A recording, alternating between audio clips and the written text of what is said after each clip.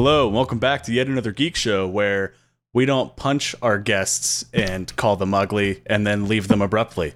This is your host, Alex Ecker. This is your host, Dalton Munnell. This is your host, Josh Keir.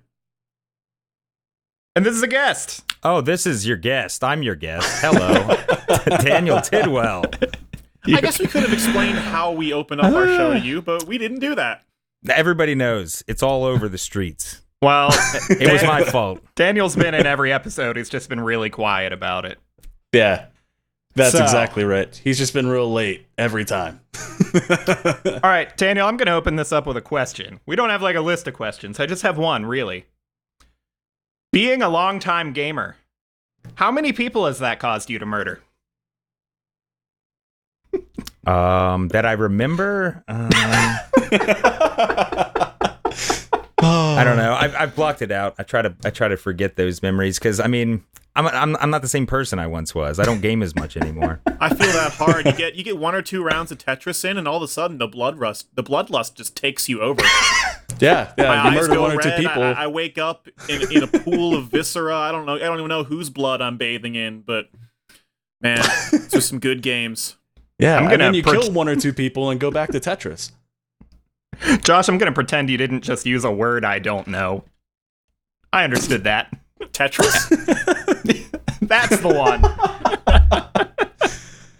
Yeah, there was. Video Jenga. Gotcha. Yeah, that one. There you go. So Dan, how you doing today, man? There was something in there that I pretended to understand, but It was Viscera. how am I doing? I'm doing pretty good, man. How are you Good. guys? doing well, doing very well. Doing great. So, go ahead, Dalton. Sorry, I interrupted you.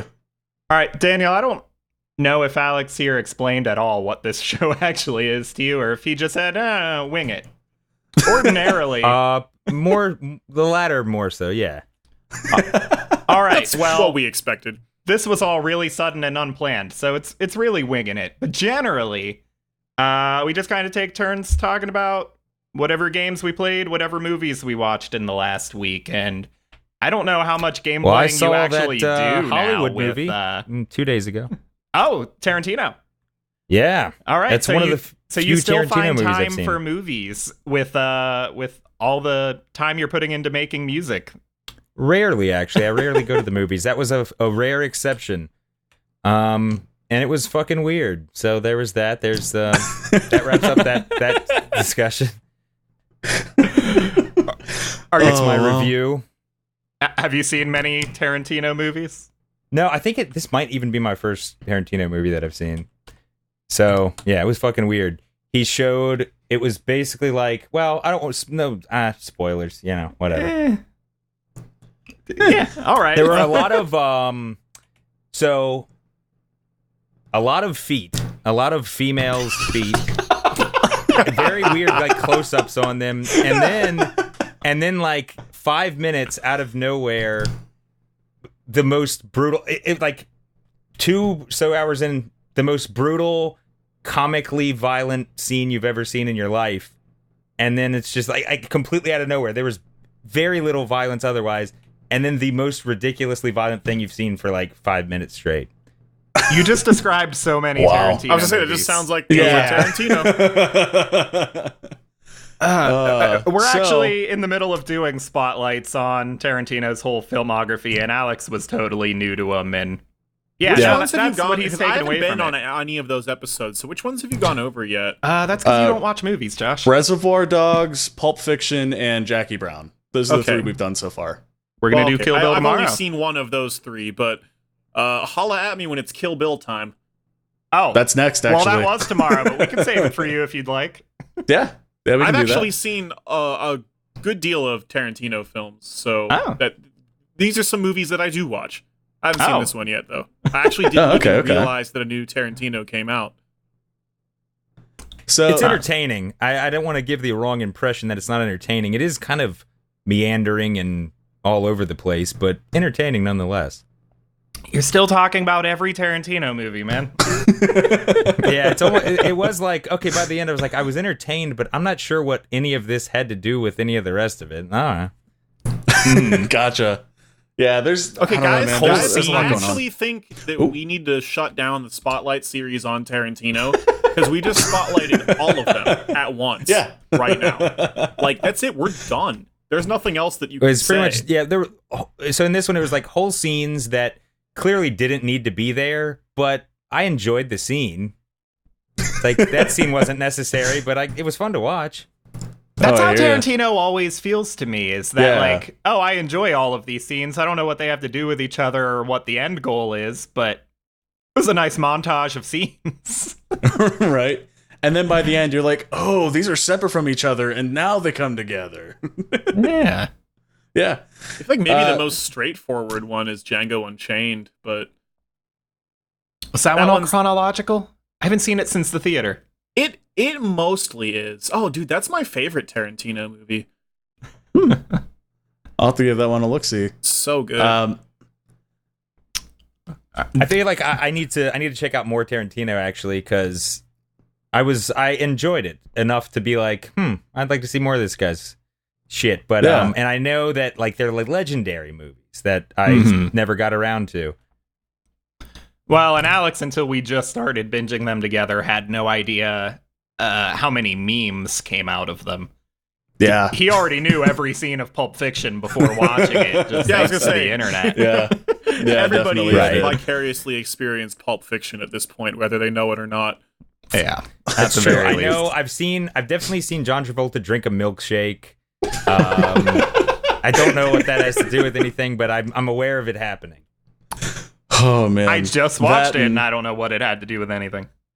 the meme of him sitting there in the trench coat looking left and right. Like, that one's there. There's so many of just Sam Jackson holding the gun and with the wide eyes. And oh, man. Say what there's again, a lot of... motherfucker? Yep. I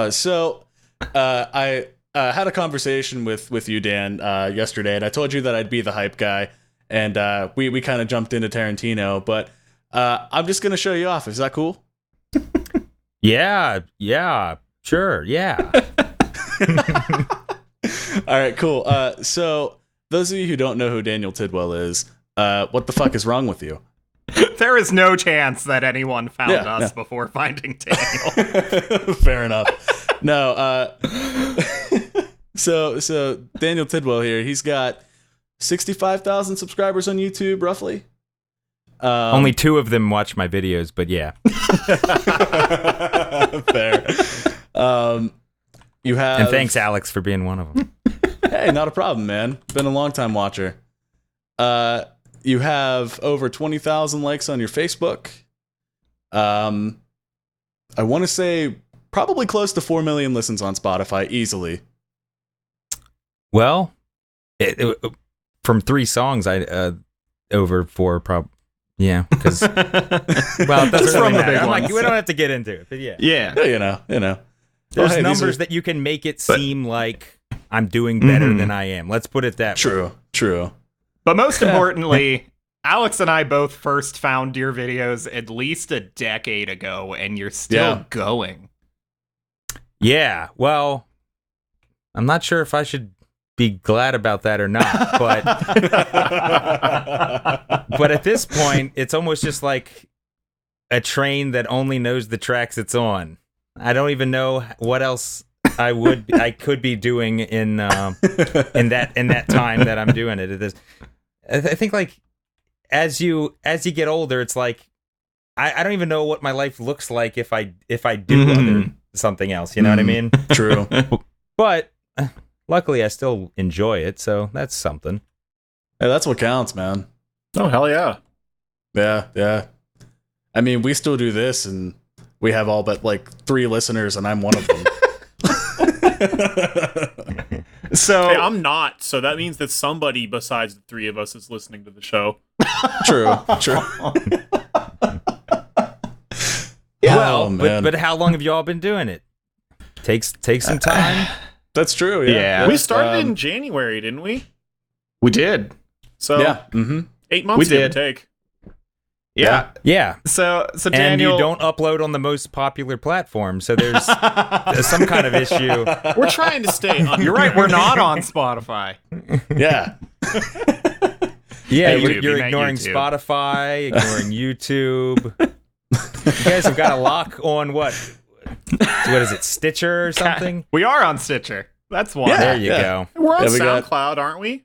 You know, Yeah. it's Spotify's fault, honestly, because it was very shortly after we're using SoundCloud to host, and it was very shortly after that Spotify decided, oh, you can't just add a feed from anywhere. You need to be on one of the services that we partner with.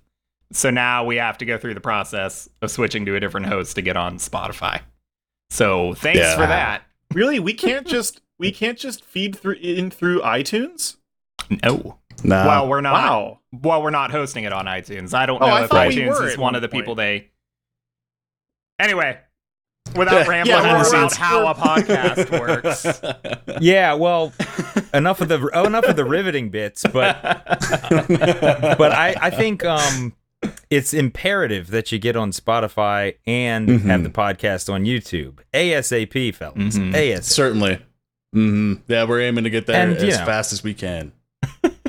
It's just one more thing that's a possible impediment aside from your personality. But other than no, that was a joke. That was mean. I'm sorry. I'm enjoying the conversation. I don't know why I said that. I take Actually, I you see fit right opportunities. in. We rip on each other all the time. All the time, Yeah, dude. All I the know. time. I'm sorry because I don't know you guys well enough to do that, but I see an opportunity to make myself laugh, and I have to take it. I do it with people I shouldn't do. Like I do it all the time with my girlfriend, and it's just like, is it funny enough to be worth it? And sometimes it's not, but sometimes it is. So you take a risk. You reevaluate that threshold every time too. You don't have a line where it's like, Yeah. this is a word I can't use. It's just, can I use this word in this context? Is it worthwhile? Or I know I can't use that Yeah, word. is but it funny still enough worthwhile? to be worth potentially making somebody upset? Yeah. And sometimes it's not even funny. That's the problem. Oh man. Generally, it's just about how much I suck at video games, despite how much time I spend playing them. Does that Daniel, translate this- to also being really bad at murder, Dalton? My murdering could use some work, yeah. Yeah. Yeah. Okay. Let's put it this way. When we say that Dalton sucks at video games, it's this bad. He played through what? How many Mega Mans before you realized that you had different abilities? The first one. I played through The first all one. of the first one. Well, that's impressive then. He beat Until- the first one Yeah, true. without with not using other abilities. Oh, So, no. it's kind of a good thing. No, I had to cheat real bad to get through any Mega Man game. Oh, okay. Save state abuse all over the place. We played through the whole Legacy Collection Volume 1, and I think Josh beat the whole thing without cheating or save states faster than I did with save states. Oh, I used save states. I just didn't cheat. Okay. I'm not going to run Fair over enough. the same levels a dozen times just because I ran out of an arbitrary number of lives. I have a job now. I can't do that. Well, all right, well, Fair we enough. have Mega to Man figure is out an what cheating irritating means. game. Yeah, in Yeah. fairness, Mega Man's an irritating game. Oh, definitely. Yeah, I don't even think I beat the first one, so I really don't have much room to talk, I guess. I gave up on Guts, man, I think. Yeah. Yeah, I can't let's- even remember. I probably never did. You haven't finished a single game that we've spotlighted except for Sekiro. Ooh. Alex. Ooh. Hey, way to sell me out there. I sell it pretty well that I Some didn't behind get the through the scenes entire stuff, game. yeah. Oh, shit. I think it's actually Hey, true. now- I don't think that was We're talking about exaggerating. Sonic the Hedgehog, and No, Alex it's- is just aggressively Googling things on the side of his monitor to talk about. I'm just like, fuck. I'm like sitting there. Speaking Yeah, of which, I I was love about it. to do that. I was about to Google that word he said, but I didn't even know how to spell it. I don't remember what it was Tetris? now. Back in the beginning of the podcast. Yeah, I don't know. There's something like there's something similar to viscous or something, but it wasn't that. Yeah. Viscera. Viscera. Noun. It means- Internal organs in the main cavities of the body, especially those in the abdomen, e.g. the intestines. The more you know. The Learn hell something did you new just every say day. to me? Dalton, you didn't know that's what that meant? What? I've heard the word, but I didn't know the meaning of it. I knew it sounded Oh. cool. Yeah. I think it's the name of a band because Could it be. sounds cool. Yeah, Yeah, I it's- think it might be. Pretty metal. And I could have used context clues because I'm getting flashes of like cover art now with guts all over it. So I don't know. Bring me It's the probably horizon. my fault for not knowing it. We'll figure out what genre of Viscera. metal that was. Oh yeah. Apparently, Viscera man. was also the name of a professional wrestler in the 90s. That's a great wrestling name. That's Yes, fucking it was. badass. He had a Yes. mask. It was the fat dude. Yeah. Yeah. Holy shit, he was 487 pounds. Holy Yes, shit. he was gigantic. What? Yeah, That's he what was Google's gigantic. telling me, man. Wow. I That's a- remember this dude. This was like, yeah, he was around my era. Like while I was super into wrestling, I haven't watched it in years, but yeah, that dude, he Yeah, would like I sit on stopped. people and shit. What was it? The Generation X, the Attitude Era. Oh yeah, yep. Yeah. Yeah. Yep, that's back with the like era I watched. Rikishi, Yeah, Scotty the- Too Hottie. Rikishi, the Yep. shit was at the time Stone Cold Steve Austin. That was his heyday.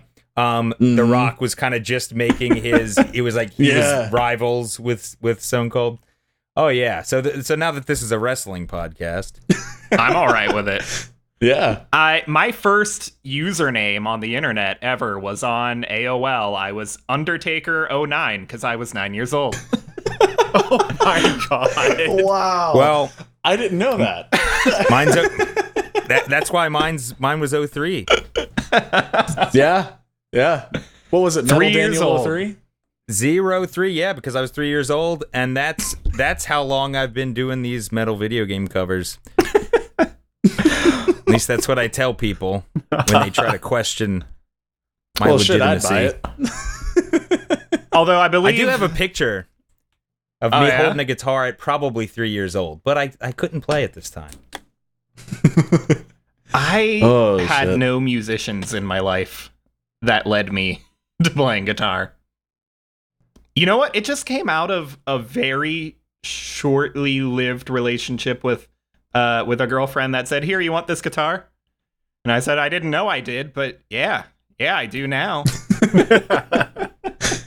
Do you still have that acoustic that she gave you? I do. I almost walked over to grab it, but this is not a video podcast, so yeah, I still have that one. Oh, man. Yeah. It would I probably give remember- me tetanus, but yeah. Yeah. That thing is. It's not only green just because the color on the body is green. It's just nasty, gnarly. It's rusted to hell. Yeah. It's awful. Every time I go over to his house, I'm like, why do you still have this thing? All right, Daniel, we mentioned Sonic, and so far we've done spotlight episodes on Sonic 1 through Knuckles. And I've seen you recently do the Sonic and is it Sonic 3 or Sonic and Knuckles mini boss theme? Knuckles. And so I want your input on how those games rank against each other musically. Ooh. 3 versus Knuckles? On 1, 2, 3, and Knuckles. Ah, fuck. We were kind of considering three. We were kind of considering 3 and Knuckles as the same entity. Yeah, we call them So one. it's Yeah. really just comparing like 1, 2, and 3.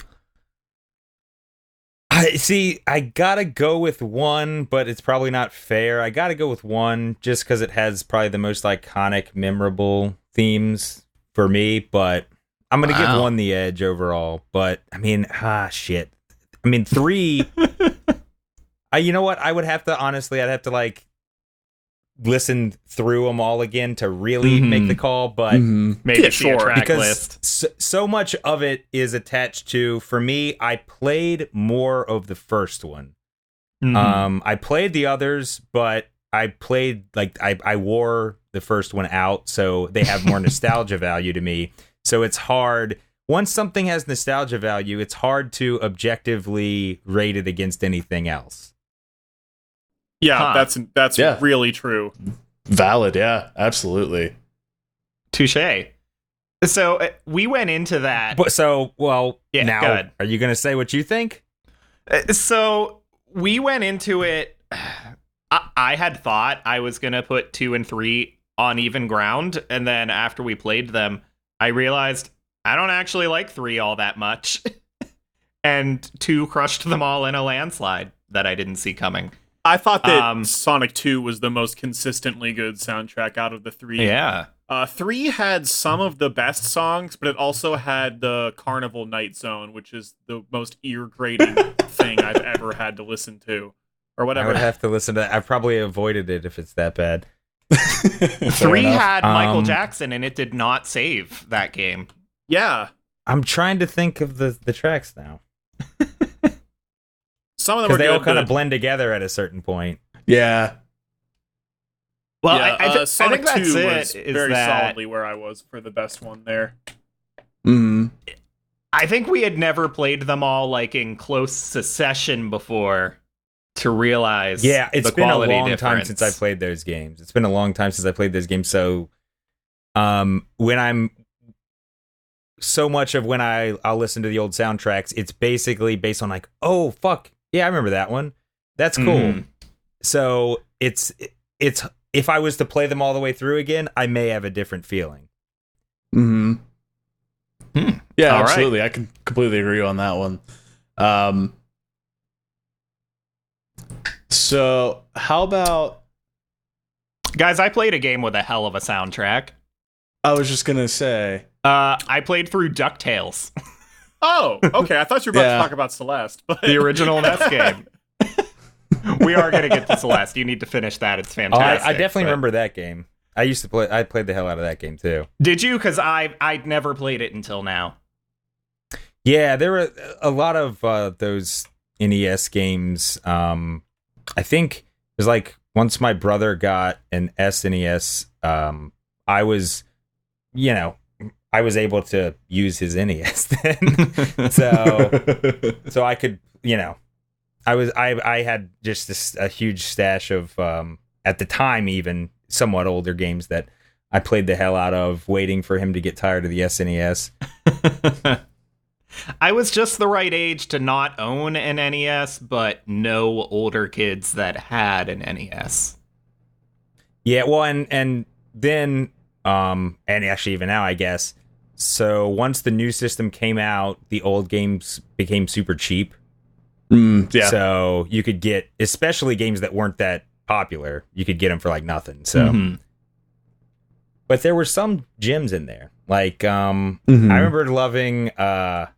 You guys ever play the first Batman for the NES? I think I first had not the all the Genesis way and through. Genesis, but it not has a for really NES. good soundtrack. I haven't played it, but I Yes. watched Bit Brigade play it at a concert once. So Yes. So the first track, the first stage has an amazing song called "Streets of Desolation," and yeah, just listen to it. That's all. yeah, it's Oh, really, definitely. it's So really fucking good. Noted. Mhm. Absolutely. That's also how I've most recently experienced DuckTales, actually. Did Bit Oh, Brigade really? do really good DuckTales? soundtrack. Oh yeah, I Wow. apparently don't know most of what they've done. I also liked, I believe it was on the NES, Darkwing Duck. Haven't played that one Oh, either. Anyone? was that on the No. NES? I think so. I didn't even know I- there was one. Yeah. I don't think it I've might have played been on that the, one. Everyone just always Uh-uh. remembers DuckTales for the level on the moon. Well, yeah. Yeah. okay, Which- so I didn't even know that until maybe a year ago. Alex brought the moon theme to me and said, "Hey, let's cover this." And we've written that. We haven't recorded it yet, but yeah, I just checked it out because that song's been stuck in my head for the last Yeah. year. And all right, let's see what the Yeah, rest of it's the undeniable. soundtrack is. As soon right. as you hear it. Yeah, Yeah, and it's just undeniable. certainly. Like, yeah, that's And it It's so opens good. with an 8-bit rendition of the TV show theme, and it's a fantastic rendition. I've heard some really shit renditions of like cartoon theme songs make it onto a game cartridge, and this was Yeah. a really good one. Maybe because they didn't try to like fake vocals with it, with some bad. well, there's samples. something that's oddly pleasant to listen to about the what they had to work with doing those game soundtracks. The sounds, there's something, and I don't know how much of it's tied to nostalgia. Maybe a good bit of it's nostalgia Sure. too. But there's something that's just fun to listen to about those comparatively, I guess you would say, shitty sounding. But it's still fun to listen to because if you know anything about how it's done, it's actually even more impressive Yeah. that they were able to do what they did with them. Yeah, absolutely. Mhm. So as for the game itself, Well, I will say that those two songs are the only like real big standouts, and the rest of it was kind of fine, but I'm not going to remember the rest of it in the pantheon of great NES music. Those two tracks are still impressive enough on their own, but the game itself, I did not know that this was the root of the wonderful Shovel Knight pogo jump. Oh, yeah. I had been associating that with Zelda 2, and it is much more similar to this. No. It is DuckTales as hell. Yeah. Shovel Knight is an amalgamation of like all the good NES games from that era, and it's definitely taken a page out of DuckTales' book there.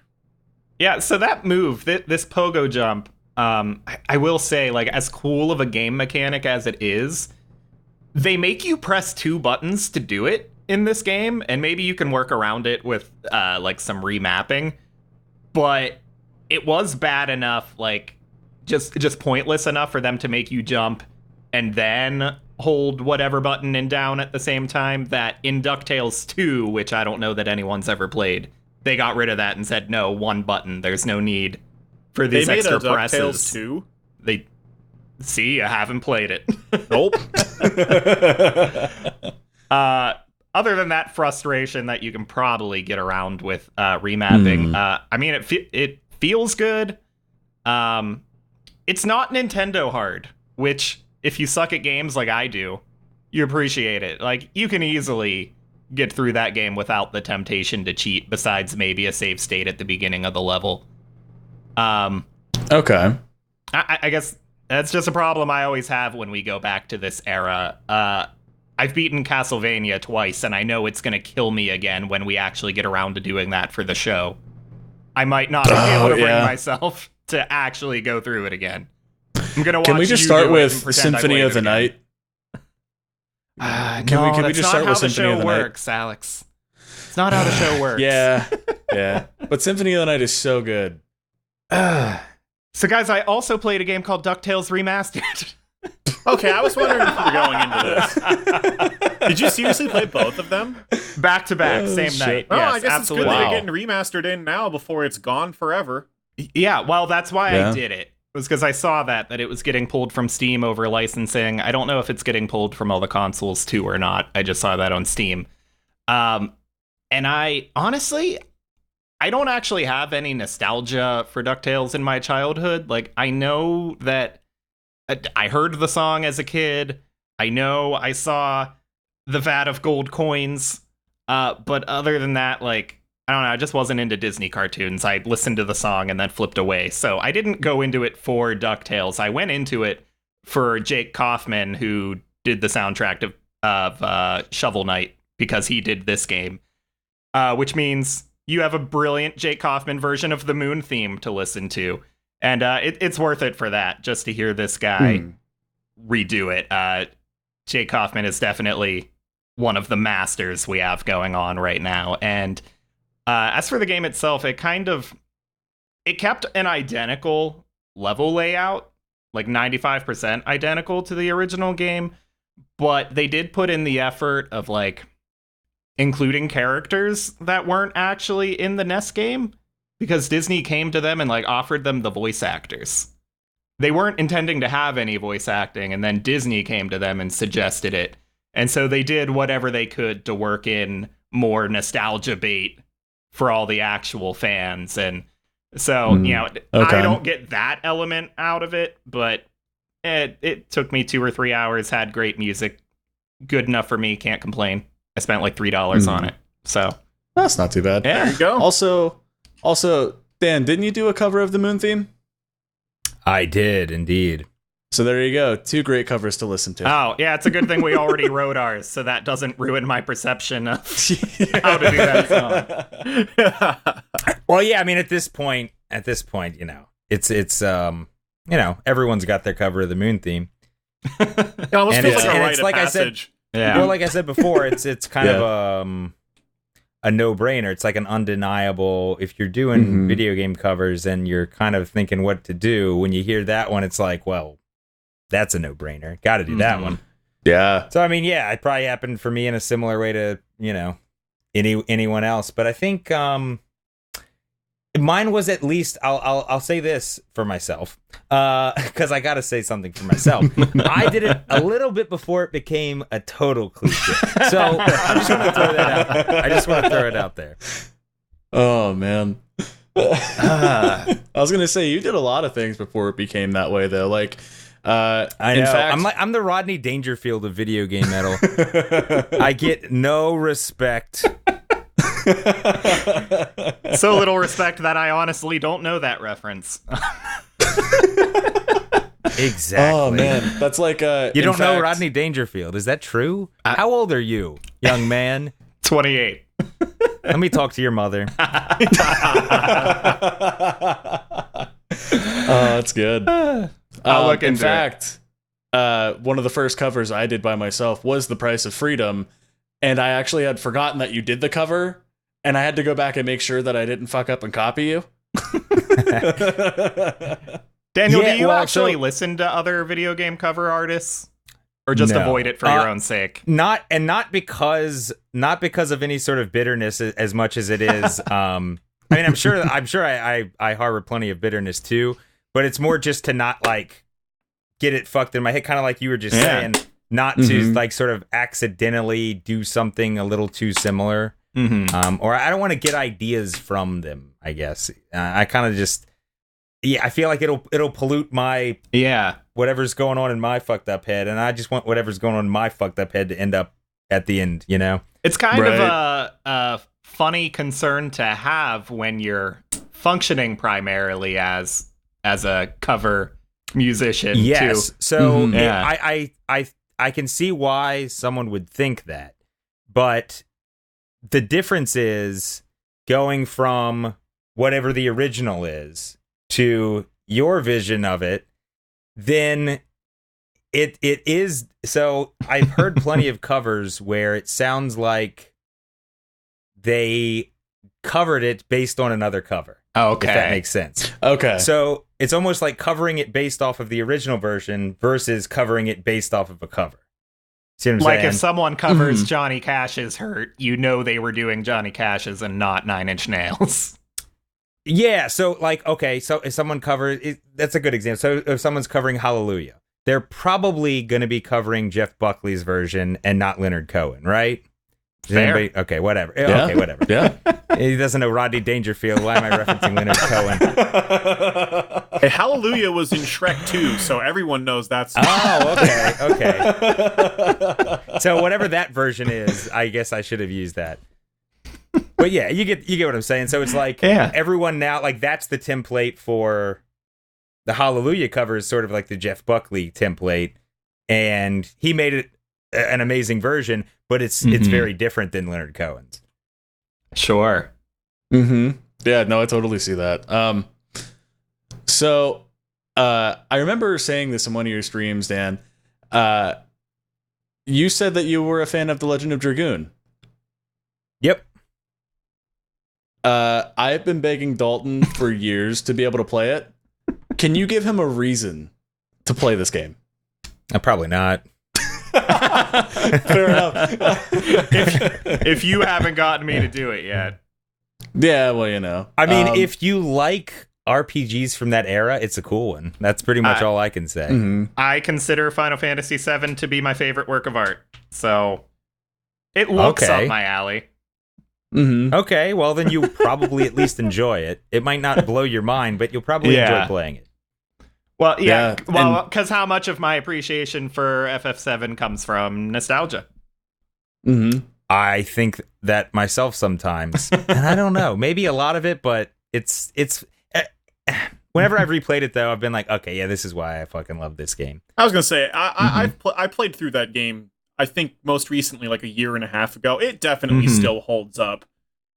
I appreciate it. I've appreciated it more every time I've replayed it. Yeah. See, like, Wow. I've not beaten the entire game myself, and I this year decided to actually give it an actual try, other than like, oh Well, yeah, I see what I it think, is. according to these guys, have you beat any game? Oof. Oof. I don't know. It's just I'm just basing it off of what these guys said. Yeah, We're yeah, planning I've, a spotlight for this one, so he's not going to finish it. Yeah. Hey, just now, the rule. I've at least gotten through the first disc, He did and I've just never beat, been able to do that. It's tradition at this point. He did just beat Celeste for me in one sitting. Yeah. Yeah, first of all, So there we wait a go. minute, Dalton. You've never even beaten Final Fantasy VII, and it's your favorite game of all time. All right. Yeah. So Wait, fun wait, story wait, for wait. Daniel. Yeah. That I'm yeah. gonna end up repeating on the spotlight for sure, but whatever. Who listens to all of these? So Not me. at the age of Acting like you 8 fucking or own 9 it. years old, when I borrowed this game from someone, I didn't own it. They were someone who they had a lot of bad people in their life that would regularly steal shit, and they were always kind of concerned about lending things. And anyway, they lent me disc 1. And I played disc 1 over and over again for years because the rest So you could of say their it's your game- favorite disc of any game. the rest of their game got stolen, and I had disc 1 to play for years. And then, eventually emulation became commonplace, and eventually I bought my own PS1 copy and still emulated it because I didn't own a PlayStation. But at first, having access to the full game, it was just I still have a habit of not really finishing RPGs, no matter how much I like them, because if I don't touch it for a week, I come back and I have no idea what's going on, and I will restart it. Yeah, a million you've got times. to you've kind of got to obsess, and I can sympathize with that because the times I've played through it, it'll be like in the course of a week it's Mhm. finished. You know what I mean? So I Mhm. can sympathize with that. Yeah. maybe not absolutely. a week, but 2 weeks maybe. I don't know. It's like a 60-hour fucking game. Even But as far yeah, as RPGs it's hard to go, pick up- it's a pretty long one. Yeah, it's hard to pick up RPGs or really any game for me. If I put it down for a while, I feel like I may as well just start over because I Yeah, forget where the absolutely. fuck I am. So Yeah, Oh, yeah. so I get that. So I've seen the first Mhm. 5 hours of Fallout 3 at least 10 times, but I'll never finish Fallout 3. I also just, until the last few years, didn't do a lot of gaming. I picked up guitar at 14 and then just barely touched my games, and didn't find the time to finish an RPG. But I think eventually, though, what happened was just after having wait a this second. Have game- you not heard the news about Eris? I What? feel like I'm about to. That's I'm about disc to one. tell You're you good. the news You're good. about Eris. You're good. That's disc Yeah, one. that's disc 1. That's fine. Okay. yeah. So it's like You're good. that was the end of the game for Dalton. Right. Yeah, that's how it ended. That's true. Yeah, into this. It one. Man, what a shitty ending. but so honestly, I think Just when you were starting to eventually, like Sephiroth. even even now that I've beaten a few really lengthy games and can keep the attention to get through it, I think I still never finished 7, honestly, because it was just a weird sensation to have been playing this game my whole life and not gotten to the ending, and now, like, do I actually want to get there? I think I was emotionally blocking myself from finishing it at some point. And right this very moment, I'm the furthest into the game I've ever been.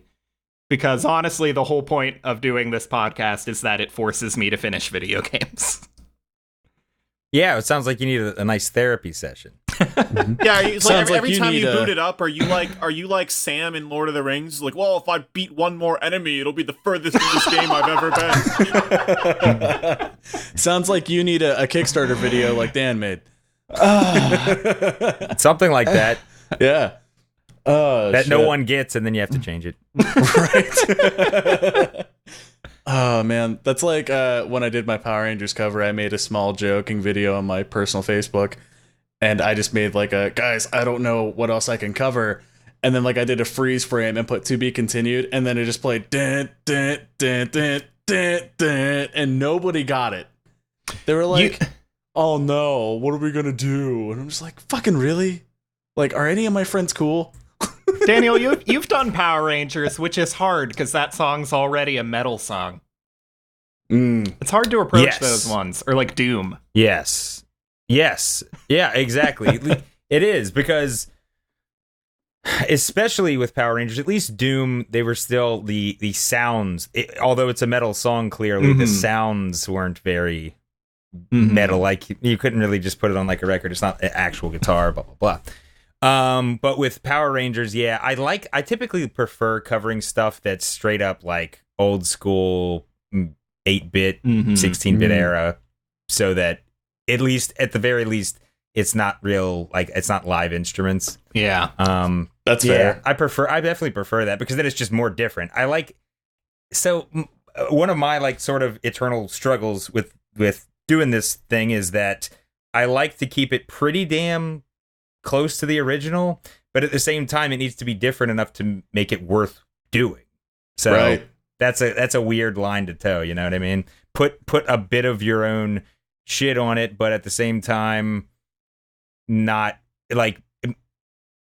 totally bastardize it. Like Yeah. I don't like totally like I have one little part from the song and then the rest is mine. I don't like that very much. Mhm. Well, You so have a let's favorite cover you've done? Ooh. I don't know. Fucking Sorry to put shit, you on the man. spot. Yeah. Well, the thing is, I have my little pet favorites that not a lot of people. You know what? You guys talk about something, and I'm going to just browse through my Spotify real quick, and I'm going to come with an All answer. right. Actually, Okay, I'll cool. actually dial this question back a little bit because I want to ask something to everybody. What would you say your like favorite piece of game music from like the 8 or 16-bit era is? If you have 8 one. or 16. like Ooh. NES, SNES, I guess like Genesis, maybe like early PlayStation. I'm going to argue that Shovel Knight counts because he made that soundtrack in Family Tracker. And I'm going to cheat and say the whole of Shovel Knight. I guess that's fair. He can run that music in a Nintendo emulator. So well, no, he can't because technically, using Family Tracker, he used legit Famicom instruments, but he used more channels than you should actually have he access used more to. channels than the NES actually had available to it. But if we're not cheating, Yeah. Besides, that's the most 3D 2D game I've ever seen. the Chemical I'll go- Plant. Chemical Plant. That's a really good one. Ooh. Yeah, that is a good one. Really good one. Shit. I have some fond memories of Golden Axe 2 and listening to the soundtrack and that, but it's very, I don't know, because it's not, I can't remember it like quite offhand, but it doesn't feel like if it were out of its own scenario, it would be kind of missed upon. Like, You know what I mean? Like not as great out of context. Yeah. Interesting. Okay. So I think I would have to go regarding your question from before. So I did a version of a Chrono Trigger song called 600 AD on the first album that I did. And that might still be my favorite cover that I've done. And close seconds on my second, I did one from Rad Racer and one from Beetlejuice, both on the NES. And those aren't very listened to. The Chrono Trigger one is, but the other two not really. But I just like the songs so much that yeah, 680 those is have- a great song. Yeah. For my favorite piece of game music, I was going to answer Corridors of Time, also from Chrono Trigger. Ooh. Yeah, Chrono Trigger soundtrack is so good. It's Yeah. Actually, top Chrono tier. Cross has a great soundtrack too. You know, I've never played. I haven't Chrono gotten through Cross, Chrono and Cross. I've always meant to do it. It's The- cool. I the mean, mechanic you in probably that game won't is like it interesting. as much as Trigger, but it's cool. I really like the fight style of Chrono Trigger, but Chrono Cross, it was kind of a lot to absorb in a short amount of time for like the color elemental weakness thing that they do. I've always wanted to revisit that game because I got a decent way through it, but I'd be completely lost if I tried to pick it up where I left off. So yeah, that's one of those games you just have Thus, the problems with long Mhm. RPGs. to. Yep, absolutely. Chrono Trigger is man. one that I've played for 5 hours and said, man, I really love this. Let me finish it in a few years. Yep. Yeah. The bad thing is the Chrono Trigger is not even that long if you only do one playthrough. It's, Yeah. I It's think like to make a matters 15-hour worse, game max. to make Yeah. matters worse, I get AD&D, and I play 10 games at the same time. Mm, I have my Yeah. Steam games separated into categories of backlog, playing, finished, and there's like 8 games in my playing right now, but I'm playing just as many games on my Switch. So, Which there you actually, Dan, you don't own a Switch, do you? I remember hearing that. I do not. Nope. The only modern system I have is PS4. Ooh, okay. Have you played Detroit Become Human? Nope. That's a good game. It's I don't know if you've ever heard of like Fahrenheit, Indigo Prophecy, Heavy Rain. That sounds Heavy Rain sounds familiar. The other ones don't even sound familiar. It's kind of a more of a cinematic experience than it is a game Yeah. per se. A lot of modern games are kind of like that, which can be cool. Yeah, absolutely. They fall under that Um, umbrella of people arguing about these aren't really games, and I'm like, Yeah. I'm having fun, whatever. Well, Who cares? interestingly, the soundtracks have kind of gone that direction too. As games got more cinematic, the Ooh. soundtracks sort of got more Yeah. melody driven and more cinematic, like more like a movie soundtrack. Really, Mm-hmm. if you notice, like the older games, well, because that's really all they could do. I mean, it was, and it kind of worked better for the style of like the side scroller thing. Mm-hmm. But they're not as melody driven anymore in the soundtracks. It's more atmospheric and orchestra, like sort of. Ooh, this is an ominous part. It's kind of like scored more like a movie is. Yeah, certainly. Absolutely. I could totally see that. Daniel, have you So- considered trying to write original music for a game? So I'm kind of doing that now. I was Along really with a hoping fella you named- didn't already, and I didn't know about it, and then look like an asshole. No. So I've written a good bit of original music, but none for a game. This one I'm co-writing. So the guy has basically songs. It's a small group. Sword Swipe Studios is their name, and they're doing a game called Bot Gaiden. You can actually wishlist it on Steam. Nice. And Okay. Will I'm do. doing the soundtrack for it, and it's Oh. actually pretty close to done. It's been in production for a long while now, and it's kind of actually wrapping up, coming close to wrapping up. So yeah, look for that Bot Gaiden. Wish It's list. actually cool. So it basically, as you can probably guess, it's basically Mega Man meets not Ninja Gaiden style. Ooh, I like and, that. Yeah, and the guys have been sending me a lot of the demo builds and stuff, and it's really fun. So that's the reason I decided to do it, because I've been approached by a couple different little game designers before, but none that had something for me to verify that they actually could do it. Sure. Until these guys. And Fair. then when they send me a demo build, I was like, okay, yeah, I definitely want to do this, because it actually seemed like, okay, you guys could actually get it done. Yeah. Whereas I'd be putting in work for who knows if it'll ever happen. But this is like definitely happening. That's awesome, dude. Oh, Yeah, it'll be a lot of. I think the game will be really fun. Now, whether the soundtrack's any good is up to y'all, but the game is fun. I just I'm sure listened we'll to a dig bit it. of it in the Steam trailer, and it was sounding pretty good. Cool. I don't know which one I'm they put on there. entertained by it. Oh, certainly. Game looks great. I just wishlisted it. Yeah. There you go. Good. Cool. Uh, Cool. So this podcast was worth something. You're welcome, Sword Swipe. For possibly I the got very these guys. first time. Yeah, really. Oh man. So, I know you have like Spartan Sound Studios and the Daniel Tidwell, and now news to me the Bot Gaiden. Is there anything else that you're doing aside from those? Because you seem like a really fucking busy dude, man. Yeah. You got the main stuff. Yeah, that's pretty much it. You pretty much got it. I mean, I have various hobbies, but in terms of, I guess, what you might call, some people might call a career, others might not. But what I might call my career, that's pretty much it. Okay. Yeah, because I know like you're hopefully getting Versus 1 year, your Kickstarter hopefully comes to fruition, because I'm super fucking excited for that. I haven't gotten the chance to, because I'm a little worried about my payday. And definitely don't worry about that. I'm excited and scared about the potential because for obvious reasons. Yeah, because I mean, I know myself, even like, because like your Kickstarter video, I know I mentioned that a couple times today, even off air here.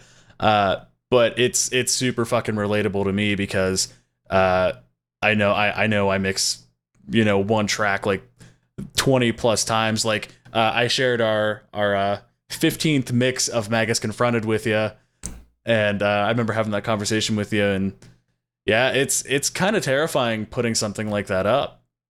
Yeah, exactly. And it gets to a point where you lose all objectivity. You've been listening to it for so long, you're not even sure what good is anymore. Yeah. It really gets to that point, and you're better off. Honestly, my best mixes probably came together in a single session, like not going back a million times. The ones that come together and I'm fairly happy with, those end up the best because you don't have time. And that's part of the reason I want to do this, like forcing myself to get it done in a week thing, so I won't have time to ruin it.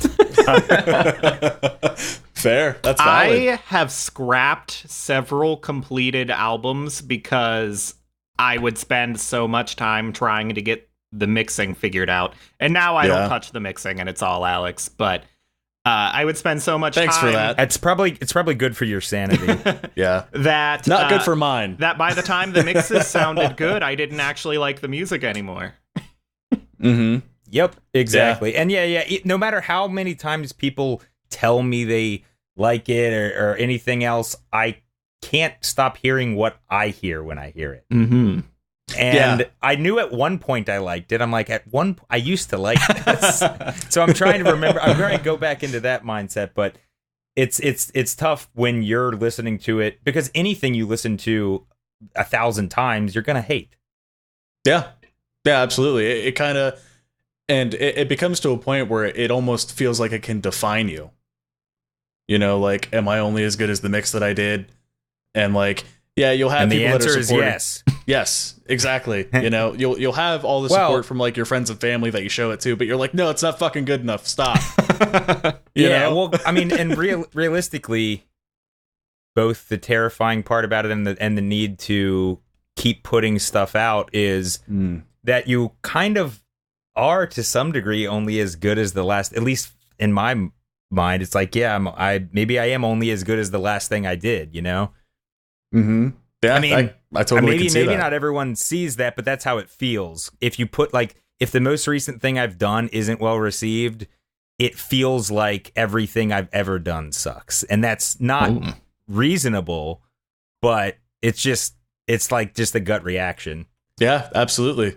I can totally see that. I had like a bad reaction. I think I talked to you about this yesterday too, where I had showed somebody that I had randomly met at a convention my cover of the Power Rangers cover I did. The cover of my Power Rangers cover I did. Wow. Anyways. You covered your own cover. Yeah, I covered my own cover. Now we're into coverception. Holy shit. Oh, fuck. But this time I did it only in duck noises. But I showed them that, and I tried to explain why I did the vocals the way I did in it. And I even was like, I'm not a fan of it, and I'm not entirely a fan of it myself. And like, they really dug into me about it, and they were like, so wait, this was in person? Yes. Yeah, that's what's strange. Like, I'll get horrible comments online, but I've never experienced that in person. It's rough, man. I was sitting there, like, I felt like the 5-year-old that's like angry because he just got picked on, and you're just like, well, you fucking, I don't see your cover of Power Rangers. like it sucked. Like, so I don't know. Maybe there's, I don't even know how I would respond in person if someone was doing that. It's a nice security blanket, somewhat, to have the internet being there, but at the same time, it's not the best you can have. Oh, well, people are brutal, man. They're ruthless. They're anonymous, and they can be infinitely more cruel than they could be in person. I mean, it's the way anonymity is, I guess. I don't know. I don't understand the mindset of people that do it, but they're fucking mean, dude. Yeah. Oh, certainly. So you mentioned having a few tracks that did particularly well and got the most of the listens on Spotify, but since you're talking about getting some negative reception, is there like one song that stands out that like people really hated this one? Pretty much anything that's more personal to me gets bad receptions. Anything. So it's not that like a universal shitting on, but I think it's also it's harder to deal with the more personal it is, like stuff I've written, stuff that if I do vocals on it, it feels more personal, even though I know that a vocal in general is the type of thing where you're narrowing the amount of people that might potentially like it because it's more taste. So a guitar tone might not be your thing, but you're less likely to respond negatively to a different guitar tone that's your favorite than a voice you don't like. Sure. You know what I mean? And as much as I hate people not liking my guitar tone, if someone shits on my voice, and I don't even fancy myself a singer, but it still feels like to answer your question, I guess those are the toughest ones to deal with in terms of people shitting on them and things being. Things are usually pretty well received, even though people still say shitty comments about anything. I honestly, even my shit that's done the best by far has plenty of shitty comments, but the stuff that people that follow me aren't really expecting as much, like stuff I've written that they're not familiar with, or stuff where I'm screaming like a banshee or something like that. Some of those people are my don't favorites. Respond great. Well, for the record, Me Still too, Alive me is too. my favorite you've done, so vocal's good with me. Well, okay, the vocal one, yeah, because I'll release for people that don't like it, because I know a lot of people don't. I'll usually release an instrumental version along with, like, if I do a cover where I put vocal on it, like the Doom one was like that. I did one where I wrote lyrics and did vocals, and I knew it's kind of intentionally cheesy and stuff like that, but it's I don't know. There's a different level of there's a different kind of, and for me, I think it's partially that it's just not what people are expecting from me. Sure. Because the vast majority of what I do is instrumental metal video game covers. So when I diverge from that a bit, that's when it gets questionable, the response, you know. Yeah, that's wow. This makes me want to rethink our strategy of, do we release the video game EP first, where we're not going to be doing vocals, or the original content that we are doing vocals on? Well, it's easy to get pigeonholed, that's for sure. Yeah. But people have to listen to get pigeonholed. True. So you got to get on Spotify. Yeah, we definitely The music do. will be on Spotify on day one. Oh, that's holy good. shit. Not releasing the album on Stitcher. Okay, We so could. No. So I just played a game where I did not like the music, and the music has a good reputation. And actually, Daniel, I jumped into a live stream for like 10 minutes that I think you were doing yesterday, and this game came up. Oh, no. And I played this all for Josh because he liked it, but I played Advance Wars, and I do not like the music. You like Advance Wars music? I do not like it. Although some of that, Trying to remember which theme. Did I What's listen Advance to it while we Wars? were on the stream? I think I jumped in like as the conversation was moving past it. Like maybe someone suggested it to you, and you were like, "Yeah, that Advance Wars song was pretty good." Yeah, I've never played it. People have been sending me in the streams. People be sending me music, and I'll sometimes listen to it quickly on the stream. I don't remember which one that is. I wish I did. But sometimes, usually, here's the way to tell from me. If I look really excited about it, then I might do it. If I say, "Oh, that one was cool," I probably You know what I mean? Fair enough. But I yeah. don't want to say. I don't want to say. Well, fuck, and fuck maybe your not song. because you don't like the song, because you don't immediately get a vision in your head. Yeah. Oh, that's huge. Yeah. Because and also it might be the one I'm thinking of that popped in my head. Advance Wars. Is it the one that's already metal? Yeah, kind of. Just Basically. through some crummy Game Boy Advance sound chip. Oh, yeah, I'm obviously wondering, that's not the I'm one I'm wondering thinking of, whose maybe. theme that is. Probably Sturm's. Then it might not be the one I'm thinking of. Yeah. It might not be the one I'm thinking of. Because I was thinking of one. Once people send me, like you were saying, if it's already basically a metal song, it's like I'm not sure why I would even do it, because there's plenty that people send me where it's literally like sounds like a metal band playing a metal song, and it's like I'm not sure why I would do it. I mean, occasionally like the Guilty Gear stuff, I guess you could say is like that, and I still did one of those because it's just so fucking good. But yeah, it has to like. I think it's probably pretty obvious when one hits me in a way like I've got to do it. There's been a couple. But most of them I just politely compliment and move on. It's music that I think I might like if it wasn't coming from a Game Boy Advance. That thing just has the worst audio. I mean, there's exceptions. You can always learn how to work around a bad tool. But just the sound of that thing was killing me. And also, that game, before you jump into the actual story, you go through hours of field training and you hear the same themes through every battle. I don't know if the actual... Oh, did you play the first one? Yes. I started that series with Advance Wars 2, and it's way better. I would just completely skip the first one. Well, thanks for that now. Well, you're lucky I didn't start with, I think it was actually called Nintendo Wars. It started as an NES thing, and then I think there might have been a Game Boy version called Game Boy Wars or something like that.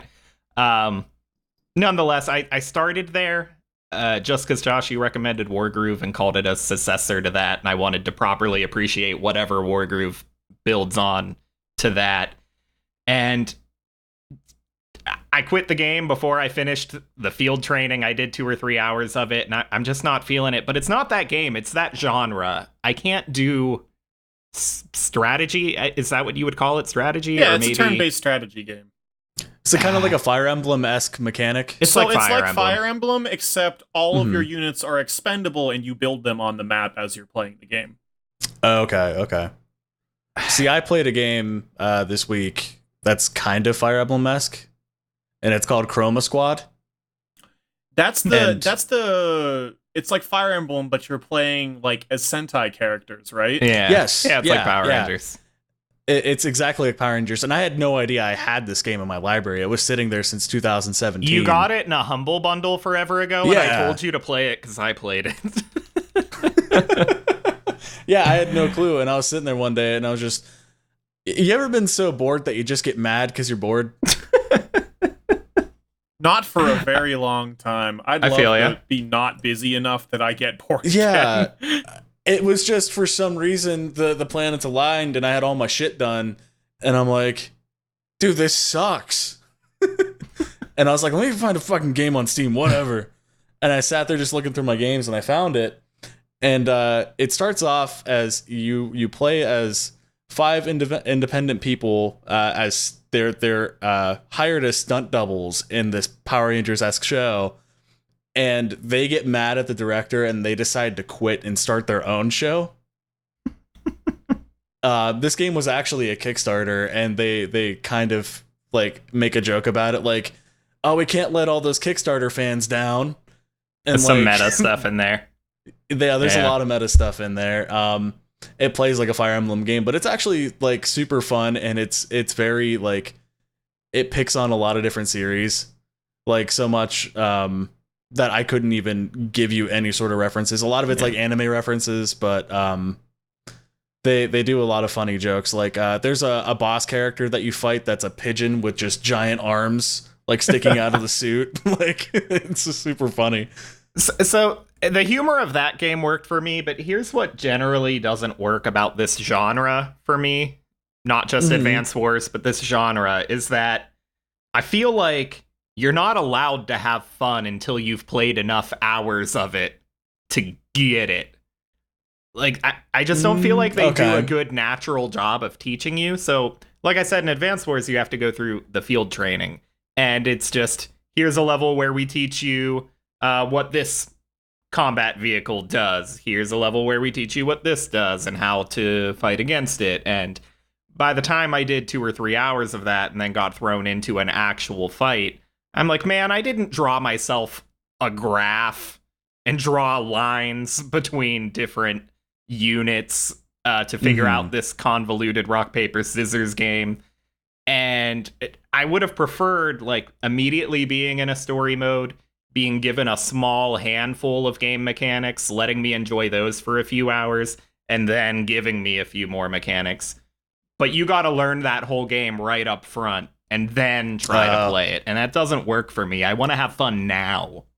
I think it might just be that game because, like, Chroma Squad, for example, they give you all the directions you really need right up front in the first, like, which is the tutorial of the game. Like, you get an option called teamwork, which if you bring your characters side by side and you put teamwork and then end the turn on that one character, if you bring another character to them, they can, like, join and attack together, or, like, you can use them as, like, a launch pad, kind of like how Power Rangers did, where they'll, like, pick up and throw a character and you just see them flying through the air kind of thing. Mm-hmm. Like, it's really simple mechanically. I think you probably enjoy that more than, what was it, Advance Wars? Advance Wars. Yeah. Yeah, well, I'm going to try Wargroove next and see what happens. I already paid for it on Steam, so I got to try it, even if this genre doesn't work for me. Right. Daniel, do you have any genres that just don't work for you? And why is it strategy?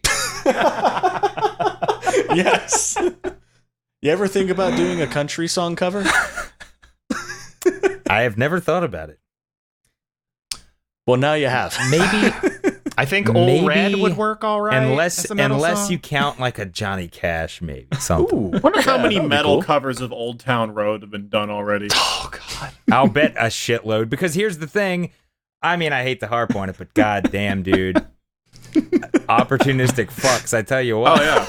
Like, holy shit. It's just whatever's the top song at any given week, you can count on a platoon of fucking covers coming over the hill. And it's just like, I mean, I get it, I guess, because to drive views, it works. But goddamn, I think it would kill me to stay that up on just like, okay, this is number one right now, so I've got to do a cover. Holy shit. Oh, yeah. Yeah, that would kill me, too. Ultimately, there's like 7 or 8 marketing. other covers on here already. Oh, my God. Ultimately, it's good marketing, but holy shit, dude. Mm-hmm. It would kill me. Yeah. Even with, like, us trying to get to, like, the newest movies to spotlight them super quick, it's hard to get to sometimes. Because, like, you know, between the three of us, like, I'll be like, oh, no, I told my wife I'd spend time with her, or I got to work this day. We can't go see this movie. And it just doesn't always align with your interests. That's the big thing is, I like, just don't watch movies. Yeah. Well, that's why we stopped pretty much- asking well, there you you to go. do That's this. saying it's not Yeah. aligned to your Can I interests. drop a bomb on you guys right now? I have not seen a single movie since Endgame came out. Really? Endgame is the Wow. last movie that I watched. Well, let me drop a bomb on you. I've never seen any Avengers movie. Wow. Wow, that's impressive. So there you It's go. a little Yeah. late to catch up now. Yeah, Yeah. I feel like, even saying that, though, I feel like those people that are almost like bragging about not watching Game of Thrones. Well, I've never watched a single episode. Well, Therefore, I am somehow better. Yeah. at this point, they're the lucky ones. So Uh-oh, it's starting, folks. We already went there. We already. See, like, I liked That the spotlight was ending for what aggressive. it was. we're not doing Uh-oh, this. folks. Yeah, we're not, Here we we're go. not doing this. To be fair, This Game is of turning Thrones into a Season greatest 8, hits go. episode. I will take Game Daniel's of opinion. Thrones, Season 8. yeah. Go. I'm not going. I'm not doing this. Go. Game of Thrones, Season 8. Go. I'm not mad. I'm just disappointed. Fight. I am mad and In what? disappointed. So, expand. I liked it for the most part. Like I had a lot of criticism at first, but I rewatched it, and I'm like, Why did you rewatch it? I was bored. Here's so that season had really high highs and really low lows for me is the problem. So, what were some of the highs? Where the high was episode 2 and the lows were literally unlike everything season else. 3 or anything. I mean, the dialogue in episodes 1 and 2, which weren't written by the showrunners, obviously, was to me just as good as the rest of the show. Like all the character interactions and everything, and just, you know, them waiting for winter in episode 3. Like that stuff all really worked for me. And honestly, in the battle, everything except if it weren't for doing the Night King dirty, if it weren't for doing him dirty, and if it weren't for all the fake out deaths. But you wanted him to win? I wanted it to be harder than that. That was one of my criticisms. But if it weren't for that, if it weren't for all the fake out deaths, the rest of the episode is masterfulness with cinematography. They said they wanted to outdo Helm's Deep, and honestly, they did it. Other than butchering the Night King. Yeah, they definitely shouldn't have put like Sam where he was just like. I thought he They were was dead undead at least just 6 all over times him. in that episode. Yeah, they definitely. It was that was odd. That just don't put them in the situation. It's unnecessary to put them in the situation because I don't know. Obviously, you're gonna show if they die. I guess they wanted the mood to be it might all be over right here, but it ended up just feeling like those things where the undead were just like swarming them and they weren't dying. It just felt a little like. So what are they doing? Yeah. Then why? What are they? They're just like humping him, or what is going on with the undead here? Yeah. So I agree with you there, but I think with the Night King thing, I would imagine they thought about it, and it's like, well, how can you have him fight somebody? So it's Sure. like if Jon Snow fought him, it's not a fight. He would just kill Jon Snow, right? Sure. It's not a fight. So you have to have someone do something unexpected to be able to get him. Maybe you could argue maybe he should have taken down more people himself, not just Theon, who is at this point kind of whatever. Yeah, I do wish we had more action from the Night King. So maybe Night King killing more people would make it more satisfying. But I think yes, someone in terms you need of to get a action- sneak attack on him, though. In You terms have of to get a sneak action, attack. I don't mind that it was Arya. I do mind that it just happened. Like, the actual horde was satisfyingly intense, besides the coincidence of almost a nobody with a name dying. But just how massive and dangerous that swarm was really satisfying. It was what I envisioned winter to be. But the Night King just... I want to see him swing his sword a few times before you get that sneak shot. I don't mind that it was Arya. Yeah, I'm more bothered narratively, narratively, though. It's more the narrative I'm a little more bothered by, because at least before he got snuck up on, like, there's so much teasing that there's something more to this character. Like, I think this character might be in the first scene of the show. And then, No. like, this No, relationship... Night King wasn't around till season 4, I think. Is that right? Maybe Or did they not give him a I think name might be until season then? 4. No, he doesn't appear. What do you call it? There, a White Walker, I believe, was in the first episode. Ah, Yeah. okay. But not the Night King. Okay, fair enough. But then also... but he's built up to be a big deal. I see what you're saying. Yeah, well, and specifically with a connection to the Three-Eyed Raven.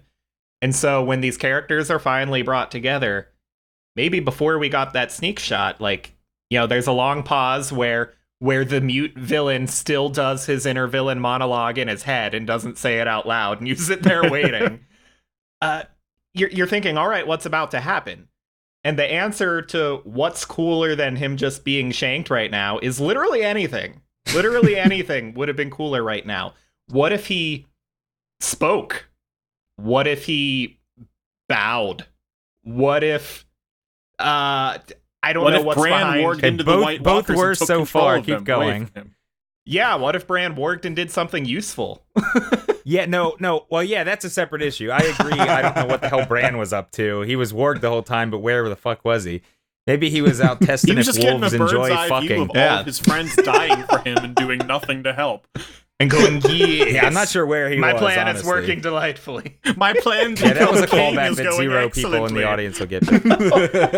Yeah, I agree with that. Who knows where Bran was? yeah, he's got some weird stuff going on. But I still think both of your potential things that the Night King could have done seem a little shittier than getting shanked. So talking, I don't know. I feel like there's talking. Ugh. You have to have some carefully crafted dialogue there. What's he gonna say? I wouldn't What's up, say bros? it'd be easy. I just think, Boy, are my legs tired? You got a place to rest here.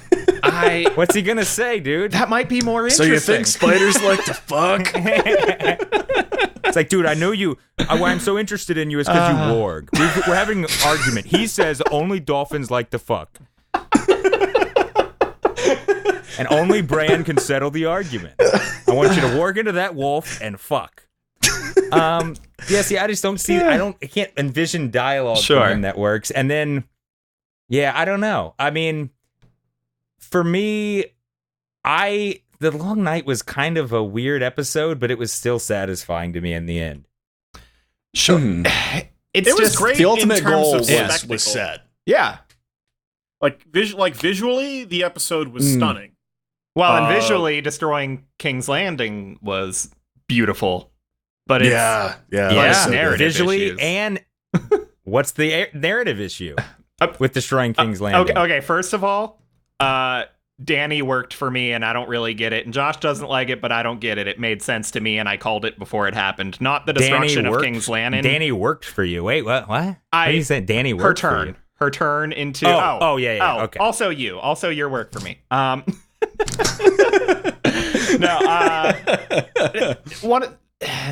think that might be the biggest thing I saw people get upset about was what they did with Daenerys, with turning her evil. Yeah. But I called it in season 8, episode 1 to all my friends that she's turning evil. It's been discussed since the beginning of the show. Yeah. Oh no! The- I said this in our episode. I have no problem with what they did. I don't think they did it right. Like she is hot and she is sympathetic. So there's that. Like, okay, I would like to have sex with her. I feel sorry for her because she was basically sold into slavery. Still would. There's a lot of things to be sympathetic towards and root for her with. But it doesn't mean she's not a crazy bitch at the end of the day. Oh, I never rooted for Dany. She was one of my least favorite characters in the whole show. It was really obvious that was going to happen. I just think they took her from 0 to 60 when I would have.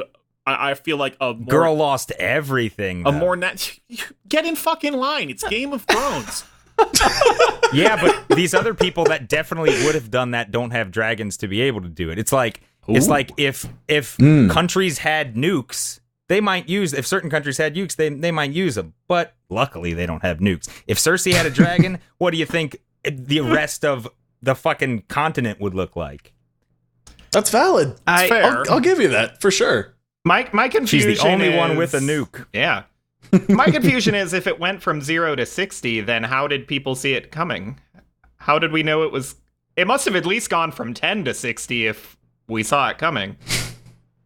Because it's very... Well, for one thing, it's very heavily foreshadowed in the books.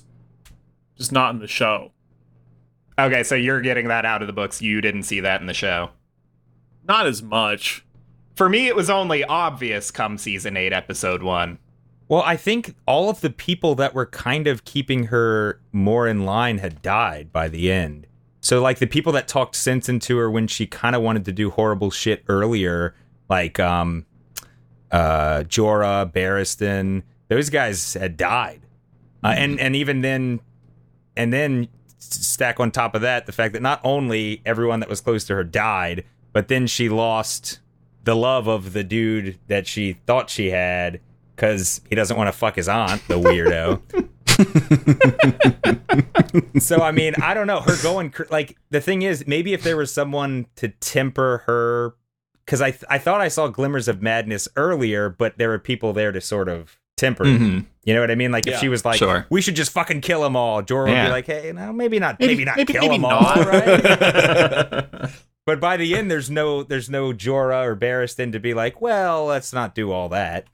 So I think I could see it going from, because I mean, I don't know how much would we see before she decided to do it?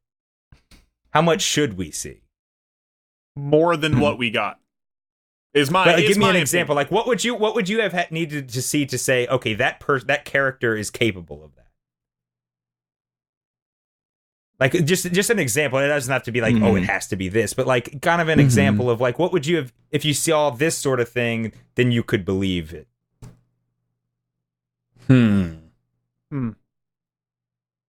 I think pretty much what I seen in season 8. That's fair, I guess. I mean, I generally got it from. Maybe I see Josh's issue here. I generally got it from just dialogue for the most part, just things she would say rather than things she did, and maybe Josh is looking for more things she did. Like maybe killing one innocent person. Just one. Innocent as far as Game of Thrones goes. So innocent as far as who's concerned, because Cersei loyalists in Daenerys' eyes might not be innocents. Well, that's probably the justification that they go for. It's, I guess, an extension of her roasting all the Tarly soldiers in season 7, but I still think, like, I don't know. Man, Comedy Central teamed with HBO? What the fuck? Yeah, you missed it. It was fantastic. Dude, all right, not to go too far, but Olenna Tyrell, who was my favorite character in the show, just got by on roasting everyone. That was her shtick. So like anytime she walked into the room, it was the roast of whatever fucking character's on screen with her right now. But God. I love Olenna.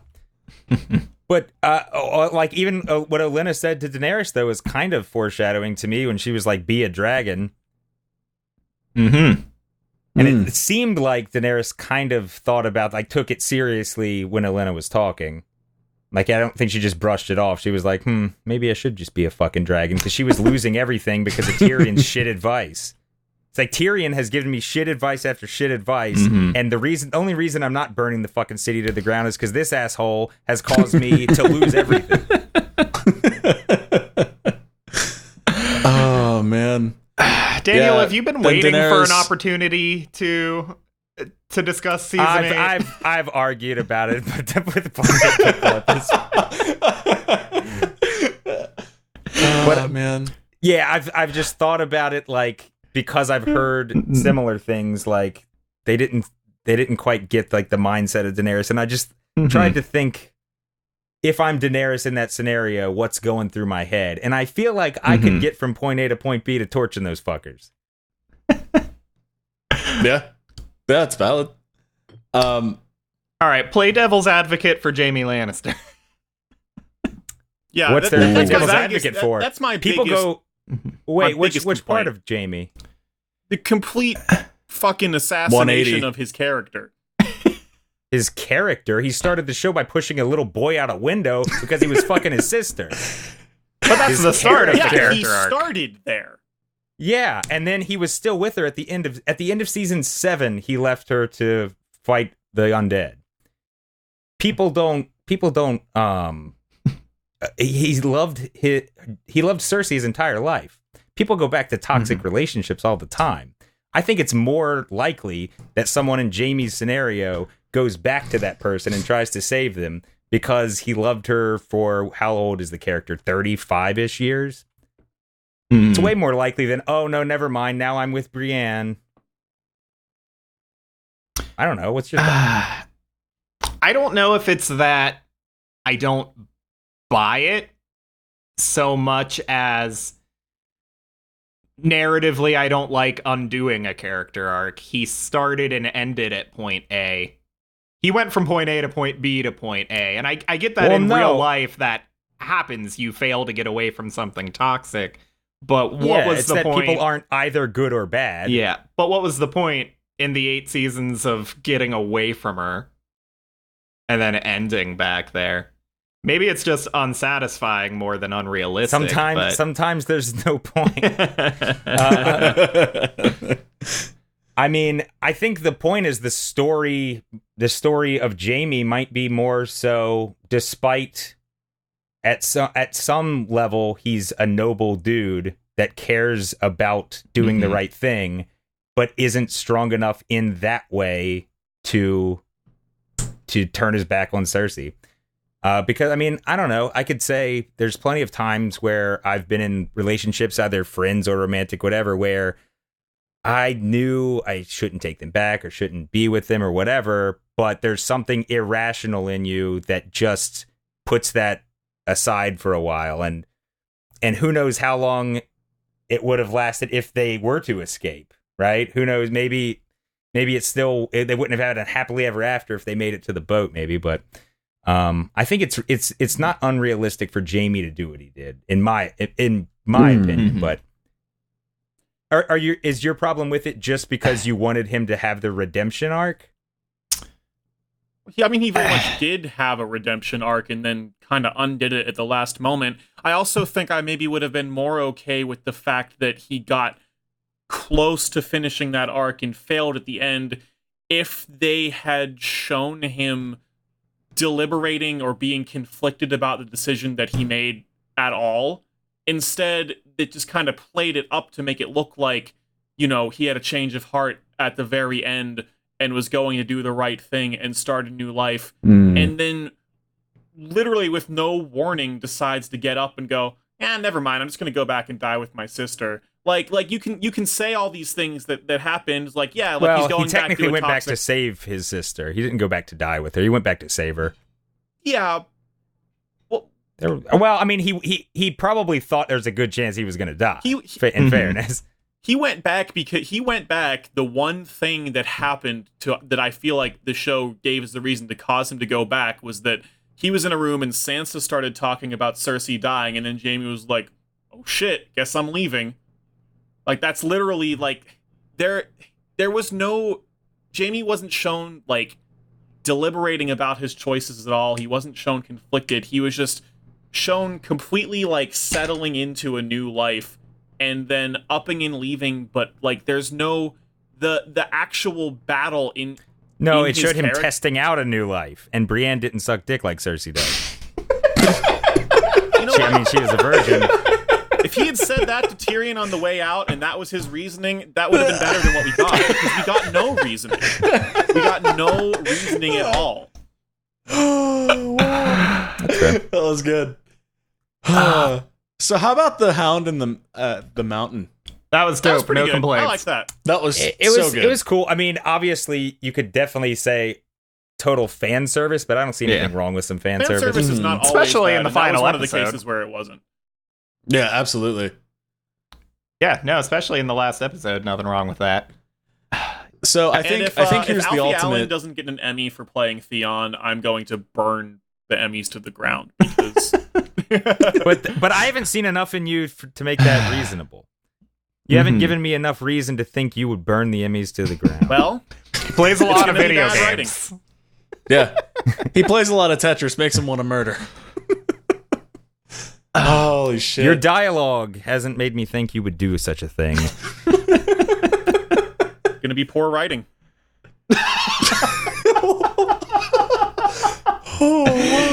Well, it does always end up like that in real life, though, right? It's always like the people on the news are like, "He was such a good boy."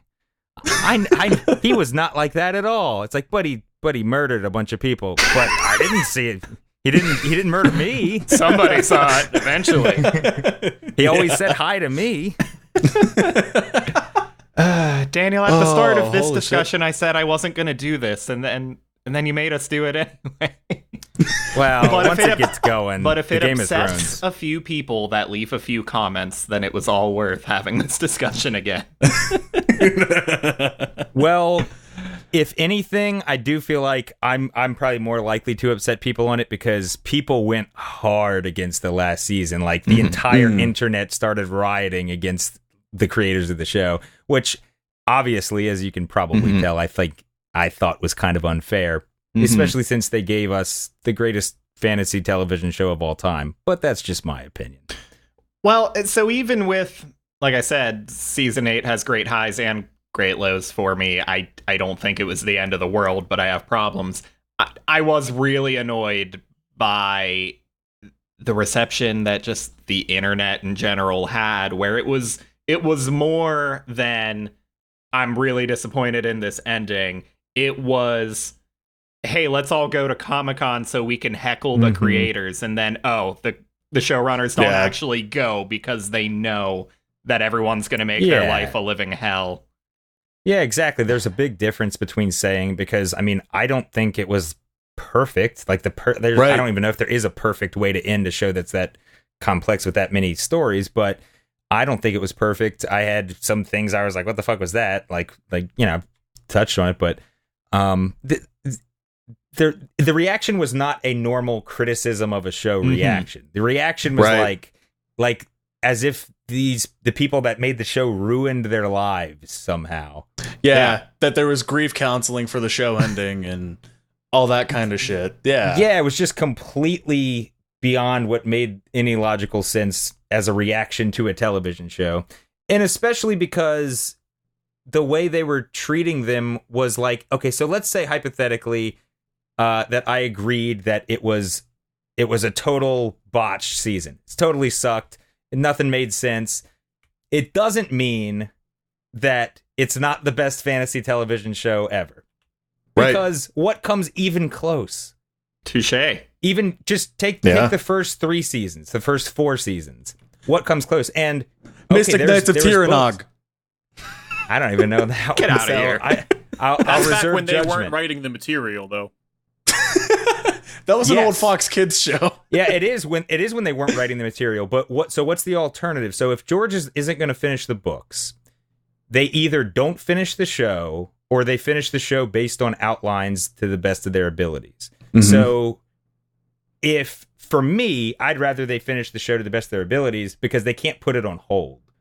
They can't just say, well, we'll just pause it and then the actors go do other things, and 20 years later when George finally releases the book. I mean, as much as, it's up to George when he wants to release the books, but I don't think it's their fault because they didn't start the show thinking we're not going to have books to go on. I like that you think he's going to release the books.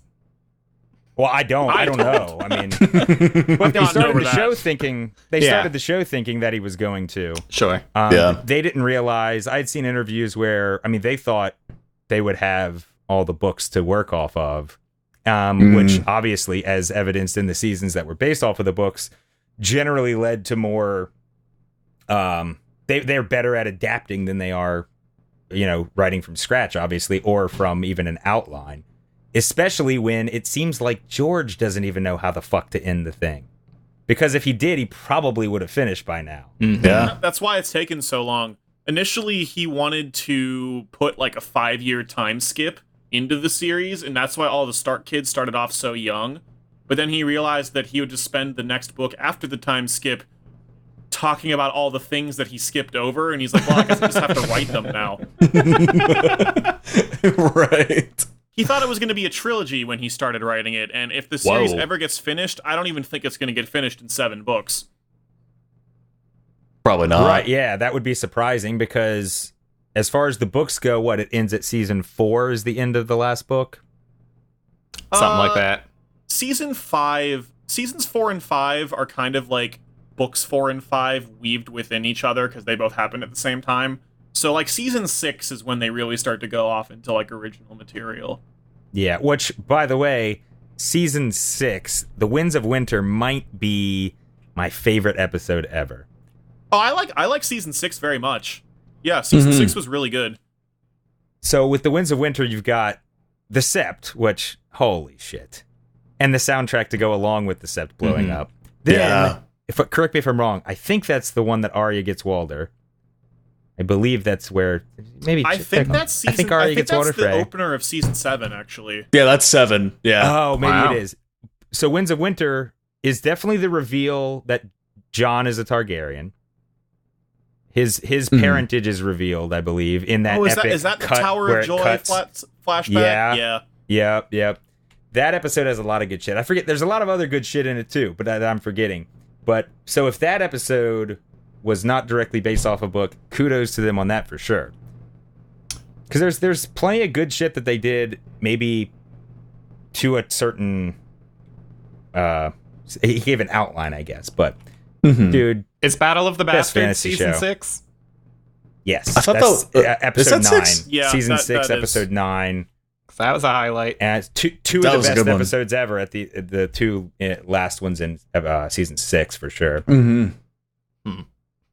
But yeah, I mean the resolution was a bit weird, but I just can't even think of, my whole thing is like I can't think of a resolution that would have set perfectly with me. I can't think of a single way that it could have ended where it would have been like, that's perfect. Oh yes, John and Danny on the throne with babies. I would have been like, ugh. And those babies are half dragon. Yeah. They got scales and shit. And My preferred ending they poop fire. would have been, and I didn't come up with this, a friend suggested he thought this was where it was going, but once it became really clear that Danny was going to the dark side, if rather than, all the chaos that did ensue, what if rather they just gave enough that you knew for sure, maybe you saw her, I don't know, kill a few innocents but not destroy a whole city, and then you end the show with her and John ruling, but knowing very well that she is the Mad Queen now, and even though we're not seeing it, we know that this world just ended up back at square one with another Mad Targaryen. Yeah, but I feel like Bran is kind of ambiguous, even though it's an odd way to end it, especially considering what we've seen in the show. But Bran is an ambiguous king in terms of what does the future actually hold for the entirety of Westeros under Bran. I don't know. I'm actually not upset he's not about like Bran. any of the I other was guessing Starks. Bran. Yeah, I guessed that correctly. I was guessing Bran, and I knew I was going to be mad about it, and I was. Well, they didn't make him an interesting enough character for the viewers, I think, to root for him, I guess. Like, He disappeared for a whole season. there's definitely no joy in seeing him on the throne. Like, oh yeah, our boy Bran made it. Like, But how did I kind of how got did it. he convince anybody, like any of the other lords of Westeros, to accept him as king? He's got the charisma of like a rock. It's true, but what makes a great king? Apparently, stories. Wisdom makes a great king. yeah, the dude's got all of it. He also spit some hot fire at Jaime this season. That's true. Dude's got comebacks.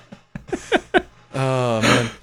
All right, are we done with this? With Game of Thrones? It seems Apparently, like this it. is It our seems we like be done season 8 now? Spotlight Part 2. Hey, I've got a good question for you. Good. Dan. Do you like horror games? No, I can't. I've the only ones I ever played, I guess they're maybe in the categories Resident Evil. I don't think. Oh, maybe Doom. I guess Doom kind of counts. Maybe sort of. You could give it that. Yeah, for sure. But is there one you had in mind to talk about? Not really in particular, because I wanted to get kind of your idea on soundtrack for horror games. Creepy. I have not played many horror games, but I can not recall the soundtrack of any horror game that I have played. Because Typically, like, they're just ominous, Yeah. creepy sounding. because like I know I mentioned this in one of your streams, but your save room kind of that you did. Like I fucking love the groove in it. And like Yeah.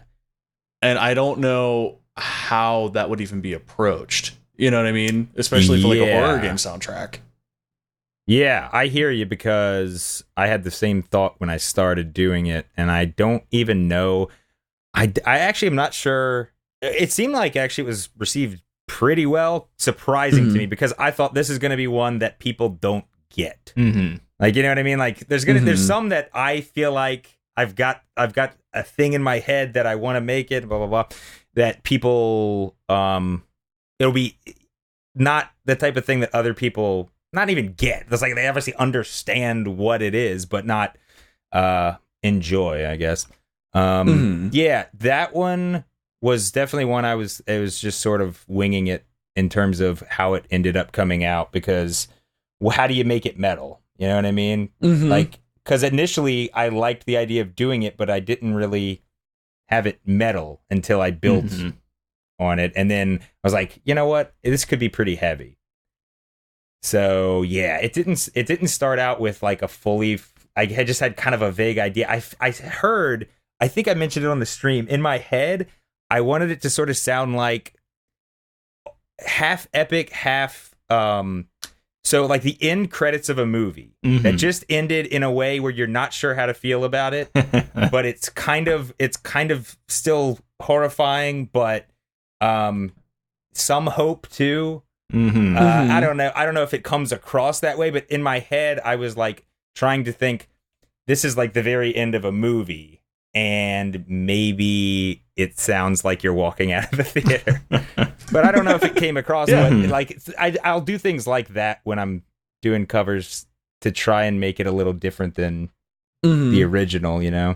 See, like when I listened to this cover, I heard it's definitely like a minor scale sort of thing, and it's definitely very ambiguous with its tone. And then the riffy chuggy shit was like, oh shit, are you safe? You know what I mean? It's exactly. I could see exactly where you're coming from, like with a movie like Day After Tomorrow, where like, oh, it could happen. Like you couldn't be safe. And right, yeah. That was kind of the idea, is that like the ending was happy, but was it? You know, shit could happen at any second. Bingo. Yep. Okay. Yeah, interesting to approach covering something that's largely atmospheric over being more melody driven. Yeah, well, those are the types of things that do give you a bit more leeway in terms of where to take it, you know, because it's kind of the one like that is kind of an open-ended question, whereas some kind of take your hand and guide you exactly where to go, and for some you kind of got to do it yourself, I guess. Sure. Certainly. This is actually another good question, because this is something that Dalton and I are kind of dipping our toes into. How do you get away with this? You mean legally releasing covers? Yes. Yeah. I'm fucking dying to know. Yeah, it's actually really easy now. When I started, it wasn't as easy because I had to go through an agency to, you acquire licenses. It's like when you're covering anything, whether it's video game songs or whatever, you have to acquire a license, and for every one that sells, or now it's a certain amount of streams, basically you owe the composer, I think it's still 9% of everything that you make from it. So you acquire the license, it's called a mechanical license, and so back in the day, when I first started, I had to actually, you manually submit to get the licenses to release them, and I did it through an agency called the Harry Fox Agency. Now, there's an actual digital distribution company. I think the one most recently, they got bought by Sounddrop, who's my most recent, I think my two most recent albums, I went through them. And they do it for you.